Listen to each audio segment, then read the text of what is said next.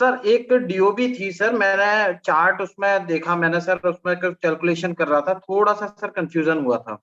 जी 19 मार्च 1994। 1994 मार्च 19। जी। जी। Morning के 8:26। हम्म। और आगरा जन्म स्थान है सर। 19 मार्च 94, 8:26 सुबह आगरा। मेष लगन 14:32। जी सर। क्या क्वेश्चन है सर? सर इसमें दो क्वेश्चन थे, जैसे कि सर जैसे सेकंड और सेवेंथ हाउस को मारक माना जाता है, अच्छा। और इस कुंडली के लिए बुध और शुक्र का मारक कहते हैं ना सर, कि मतलब बुध और शुक्र मेष लगन के लिए मारक होते हैं सर। अच्छा जी। अब मेरे को एक चीज समझ में नहीं आती कि जब भी हम कभी इसमें रत्न की बात करते हैं या कोई स्टोन्स के किसी चीज की बात करते हैं, इसमें शुक्र जो है वो उच्च का है सर। अब मतलब मैंने ये पर्सनल फील किया है कि जब आ, मैंने शुक्र की कोई भी धातु या शुक्र की कोई भी चीज पहनी है, तो उससे इफेक्ट हमेशा पॉजिटिव रहा है। जबकि देखा जाए कि मतलब अगर मैं जुपिटर की कोई भी चीज पहनता हूं, जबकि मेरे लिए त्रिकोण का स्वामी होकर केंद्र में बैठा हुआ है और थोड़ा सा वक्री भी है, तो वो मुझे कभी कभी ऐसा लगता है कि वो निगेटिव इम्पैक्ट रहता है, जबकि शुक्र का पॉजिटिव रहता है, जबकि भाग्येश मेरा गुरु है। देखिए, इसमें दो तीन चीजें हो गई हैं। देखिए, आपने पिछले 5-6 सेंटेंसेस में बड़े सारे प्रिंसिपल्स क्लासिकल के बोल दिए, और क्लासिकल एस्ट्रोलॉजी सिस्टम अप्रोच से काफी अलग है, या उल्टा बोलें सिस्टम अप्रोच काफी अलग है क्लासिकल से, जहां की इस तरीके की कॉन्ट्राडिक्शंस को ही खत्म किया था प्रोफेसर चौधरी ने। सबसे बड़ी बात, मारक का कॉन्सेप्ट सिस्टम अप्रोच फॉलो ही नहीं करता, वो कॉन्सेप्ट ही अच्छा। गलत है। इसमें क्लासिकल में कई ऐसे कॉन्सेप्ट हैं बेसिकली जो वैलिड नहीं है आज के समय में। जी। मारक का कॉन्सेप्ट हो गया, मांगलिक का हो गया, साढ़े साती का हो गया, काल सर्प दोष का हो गया। ये वो एस्ट्रोलॉजर्स यूज कर रहे हैं आज के समय में, ये कड़वा सच है, बुरी लग जाती है मेरी बात सबको। ये वो एस्ट्रोलॉजर्स यूज कर रहे हैं जिनको कुंडली देखनी नहीं आती, फियर और ग्रीड का बिजनेस करना है, कुछ तो चाहिए लोगों को डराने या लालच देने के लिए कि आगे धंधा करें कैसे। प्रॉब्लम ये है, ओके। बहुत से लोग कॉन्ट्राडिक्शन में यहां मेरे साथ आते हैं कि आपने 12वें में बैठे हुए प्लेनेट का नग क्यों पहना दिया। मैंने पीछे एक वीडियो बना के यूट्यूब पे डाला था इस टॉपिक पे। जी। कर्क लगन के केस में 10वें का स्वामी मंगल 12वें में बैठा हुआ है। मैंने अपने क्लाइंट को मूंगा पहनाया, कॉन्ट्राडिक्शन आई, क्लाइंट ने कहा नहीं मैं तो पहनूंगा। 3 महीने में जॉब चेंज हो गई, जो कि उसकी रिक्वायरमेंट थी। लेकिन बोला क्लासिकल्स वालों ने ये था कि आपके व्यय बढ़ जाएंगे, प्रॉब्लम्स आ जाएंगी। भाई, 12वें घर में, छठे घर में, 8वें घर में प्लेनेट बैठा है तो उसका नग नहीं पहनाना चाहिए, ये कॉन्सेप्ट भी क्लासिकल का है, जो कि गलत है।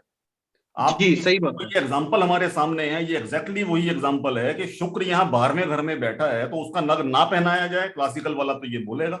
लेकिन सिस्टम अप्रोच एस्ट्रोलॉजर जिसने ये एस्ट्रोलॉजी सीखी है वो बोलेगा भाई, शुक्र 7वें भाव का स्वामी है, 12वें में जाने से वीकनेस है, उसका नग पहनाओ क्योंकि वो फेवरेबल है। उसका मूल त्रिकोण कहां पड़ रहा है? 7वें में। तो मूल त्रिकोण का कॉन्सेप्ट यदि आप फॉलो करेंगे, शुक्र के ऊपर यदि आप देखें यहां, तो शुक्र फेवरेबल है, 7वें का स्वामी होके 12वें में गया, एक्सोल्टेशन में है, तो वो एक स्ट्रेंथ है। लेकिन वो बैड प्लेसमेंट की वजह से वीक है।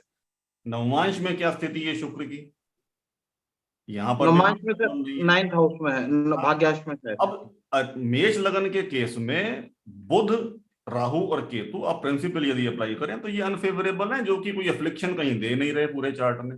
राहु से काफी हद तक सूर्य पे इंफ्लुएंस है, तो उसका इलाज कर लिया जाए, सारी समस्या खत्म है।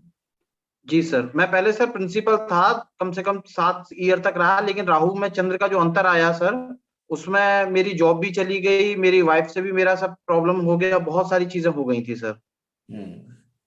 और अभी राहु में मंगल का अंतर चल रहा है सर, अब तो यहाँ पर ये देखिए ना, आप जैसे बृहस्पति के केस में कह रहे हैं कि बृहस्पति में आपको नेगेटिव हो जाता है, आप शुक्र को स्ट्रेंथन कीजिए, बृहस्पति ऑटोमेटिकली टेक केयर उसका हो जाता है, क्योंकि बृहस्पति पे क्या वीकनेस है? उसके डिस्पोजिटर की वीकनेस है।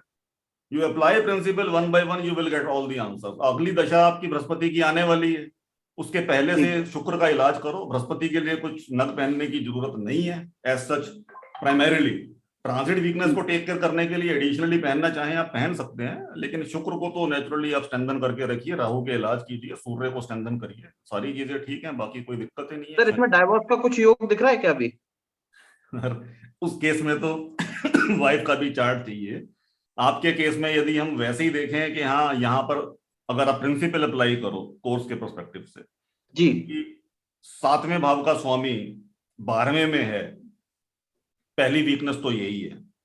जी 8वें भाव पर कोई अफ्लिक्शन है कि नहीं, सबसे पहले ये देखिए। कंटिन्यूटी ऑफ मैरिज कहाँ से देखेंगे? 8th हाउस से देखेंगे। 8th हाउस से। 8वें घर पे कोई अफ्लिक्शन है क्या? हम्म, 8वें नहीं, हाउस पर कोई अफ्लिक्शन नहीं है। नहीं है सर।